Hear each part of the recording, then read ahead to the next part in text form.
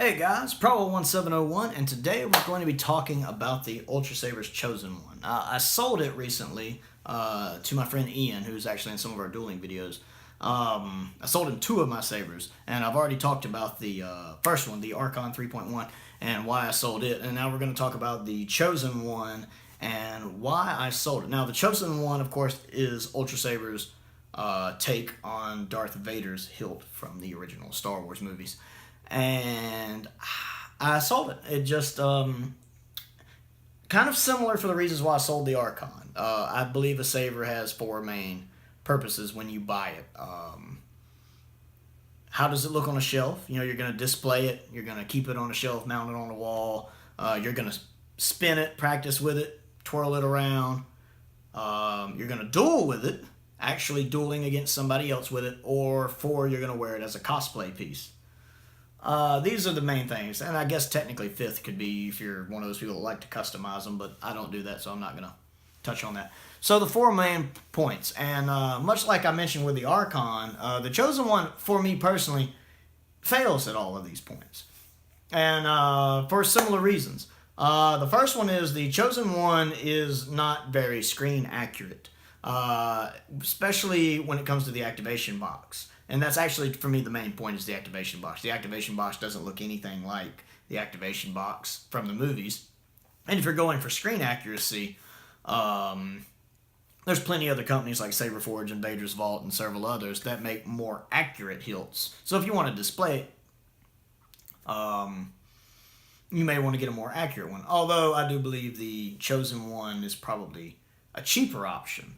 And since unlike on the Archon 3.1, where on the Ultrasabers version of it, the box is completely missing, and that is a big thing you'll notice very quickly. On the Chosen One, to me, it's not as big of a deal, because there still is an activation box there. It just looks really different. So it could still work as a showpiece if you don't mind that kind of thing, but I think for more hardcore Star Wars fans, they'd rather spend the extra money and get a more accurate piece. Two is spinning. Now, unlike the problem I had with the Archon, which was being a thin neck saber, it had to have a heavy grade blade, which I don't like. I do keep a mid grade blade in the Chosen One when I owned it. The problem is the hilt itself on the Chosen One. That is a cumbersome, uncomfortable hilt, and I think the only way Darth Vader could have used that thing was with the thick gloves and robotic hands. I think if he had real hands, he would have built a different saber. Because that thing is clunky and chunky and uncomfortable. Don't get me wrong, picking it up, turning it on, and just holding it in your hands is fine. And you get that cool sense of power. But I get that from my graphics, and I love my graphics. I'm not getting rid of my graphics. I love my Ultrasabers graphics. It's still my probably third favorite saber that I own. And so that's the thing. I have the graphics for that. I don't need the Chosen One for that. But actually swinging it around, especially because it has this little piece that sticks out to the right of the box. It's removable, but it's there. First of all, that thing doesn't like to stay tight for crap. Every time I turn around, I'm having to retighten that thing. That drives me crazy. It's always flippity and loose, and I could just take it off, but then I have that hole right there in the activation box that I don't like. And of course you have this little claw right here, which has moved a little bit. I don't particularly care for this. I need to tighten that down. You can get a little hex wrench to tighten that down. I really don't care for this piece. It's removable. I may end up taking it off. It's just a little hex screw you got to take out right there. This is uncomfortable, especially that little slot. This right here will rub your hand. That's a little sharp. Not enough to cut it, but it irritates me. This saber is very difficult to duel with, much like the graphics, but even more uncomfortable. Got a black cover tech wheel right there. Very uncomfortable to duel with. Do not duel with this saber for more than like 2 seconds.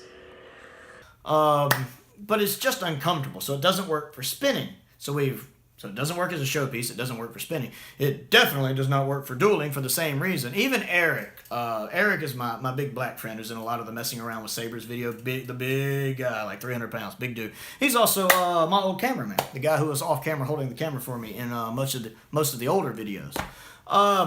He actually uses the Chosen One in one of the Messing Around with Sabers videos, and even he commented, and he's a big guy, big hands. Even he couldn't use that thing. He used it in a fight against Ian briefly in one of the summer messing around videos. And he didn't use it for long before he's like, all right, I got to put this down. He switched to the Dark Prophecy, which is a lot more comfortable. That's another reason I got rid of the Chosen One. I have the Dark Prophecy. Dark Prophecy is a way better saber, much more comfortable, much easier to use. And that was one of the main selling points is I don't need that. I've got my Dark Prophecy.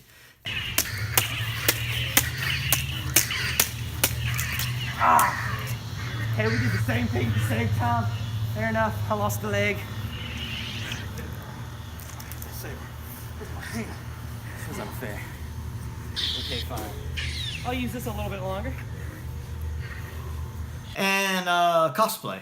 Again, if you're going for a Darth Vader cosplay, you might as if you're going all out and spending that much money on a Darth Vader costume, you might as well have a more accurate hilt. So I'd say spend the extra money, get a more accurate hilt. And again, those are the main reasons. And then here's the fun thing. I never played with the thing. I never messed with it. It just sat there. And not even as a display piece. I just had it tucked away somewhere. It served no function in my collection. It's a well-made saber. This isn't an insult to Ultrasabers. This isn't me knocking them. I like Emery. I like Ultrasabers. I love their products. I love their forum. It just didn't have any place in my collection. I have shrunk my collection down some. And it didn't have a place there. I didn't really like the saber. Matter of fact, the one mistake they did make is I ordered it with the V4 soundboard. It came with the V3 soundboard. They offered to fix it, but it had taken me a while to get it. There had been a mix-up with the post office, and it took me like an extra week to get it because it was right around the holidays. And I was so frustrated with the whole process at that point that I didn't worry about it. I sent them a message, and they're like, well, you can send it back or we can give you a credit. I took like the $20 free credit instead and used that later. So it ended up having the V3 soundboard, which is a fine soundboard. But it didn't have the V4 soundboard I wanted. But overall, the main reason I sold it was simply that it didn't fit in my collection. It didn't impress me. It doesn't have that presence that the Graphics does for me. And I found myself really meh with it, just eh. And that's not because it's the Ultrasabers one. I think I would be like that with any Darth Vader saber. The Darth Vader saber just doesn't impress me. If I had the Saber Forge one, the Vader's Vault one, I think for me personally, I would just be eh. Because it's so similar to the Graphics, but I think the Graphics is a better saber. That I would rather just own the Graphics and maybe a couple other versions of the Graphics. I'd love to get the Saber Forge or Vader Vault's Graphics as well. That I don't want really any version of the Vader's hilt, of Darth Vader's hilt. It just doesn't do much for me. And I know some people are like, but it's a movie hilt. You gotta own the movie hilts. To which I say, I'll do my collection however I please. Thank you very much. I don't need you here to do my collection. That's why you have your collection. So you can handle your collection, and I can handle my collection. And I don't have any need for it in my collection. So I also sold that one to him. And as I mentioned in my Archon video, that was kind of a deal sweetener because I was selling him some Transformers that were way overpriced because they're sold out. You can't get them anymore. We both knew I was kind of getting one over on him. But he liked the fact that I was getting the money instead of eBay getting the money. Because I'll have my student loan paid off in February. Very excited about that. So that was basically just it. I want to kind of go over what I've been doing. I haven't posted as many videos, partially because I've been working on getting that student loan paid off. Secondly, because I am working on getting Christmas gifts situated. I do have a couple Ultrasabers I'm looking at, like the Manticore, and I do want another Eon V2. But I discussed that more in the Archon video. You can check that out, and I'll go into my explanations there. Don't forget to click the like button. Don't forget to subscribe. Don't forget to check out my other channel, Another Sci-Fi Guy, where I discuss all sorts of nerdy, geeky sci-fi stuff, Star Wars, Doctor Who. I talk about video game stuff like I Am 8-Bit's re-release of Mega Man 2 and Mega Man X. I have unboxing videos for those. And most importantly, thank you for watching.